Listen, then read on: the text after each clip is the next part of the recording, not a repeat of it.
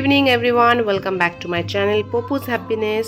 ফিরে আসলাম নতুন একটা ব্লগ নিয়ে। আজ আমাদের বাড়িতে বাৎসরিক কালী পুজো। প্রত্যেক বছরই এই সময়টায় পুজোটা হয়ে থাকে। আজ প্রায় 2 বছর বাদে আমি পুজোয় থাকার সুযোগ পেয়েছি।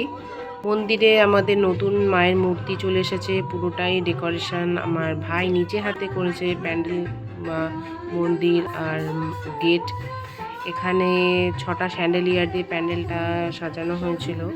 আর আমাদের পুজো শেষ হয়েছিল ভোর 4টের সময়। সারা রাত আমরা ধুমচি নাচ, ঢাকের তালে সবাই মিলে এত আনন্দ করেছি। অনেক বছর বাদে এই আনন্দটা করতে পেরেছি, আর সত্যি এটা মেমোরেবল হয়ে থাকবে।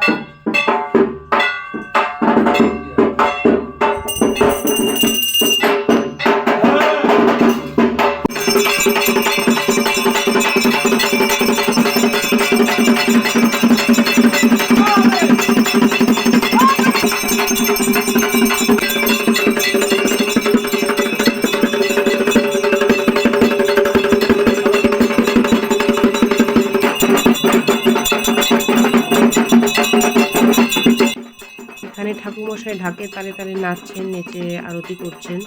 আর মায়ের কাছে একটাই আবেদন, সকলে যে যেখানেই থাকুক খুব ভালো থাকুক, সুস্থ থাকুক, শান্তিতে থাকুক।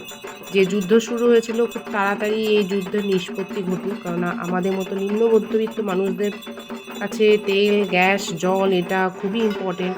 তাই এই সমস্যার সমাধান ঘটুক এবং যুদ্ধে যা যা ক্ষতি হয়েছে সেই ক্ষতি নিষ্পত্তি ঘটুক, এইটুকুই আবেদন করব। আমাদের স্পেশাল ঢাকি, যিনি একদম আমাদের রাতটাকে পুরো মজিয়ে রেখে দেন, সকলকে নাচিয়ে রেখে দেন। তো এভাবেই আমাদের পুজোর দিনটা কেটেছিল। আমরা প্রত্যেকে প্রচুর প্রচুর প্রচুর আনন্দ করেছি, খুব ভালো করে মজা করে দিনটা কেটেছিল।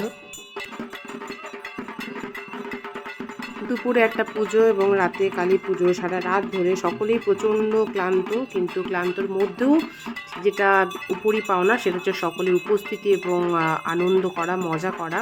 পুজোর দিন সন্ধ্যায় প্রায় 250 থেকে 300 লোকের উপস্থিত ছিল ওখানে, বাট ব্যস্ত থাকার কারণে আমি তা রেকর্ড করতে পারিনি। Extremely sorry for that. আমার এই ছোটো ভিডিওটা যদি ভালো লেগে থাকে, do not forget to like, share, subscribe my channel Popu's Happiness. ফিরে আসবো নতুন একটা ব্লগ নিয়ে। Till then take care, bye by.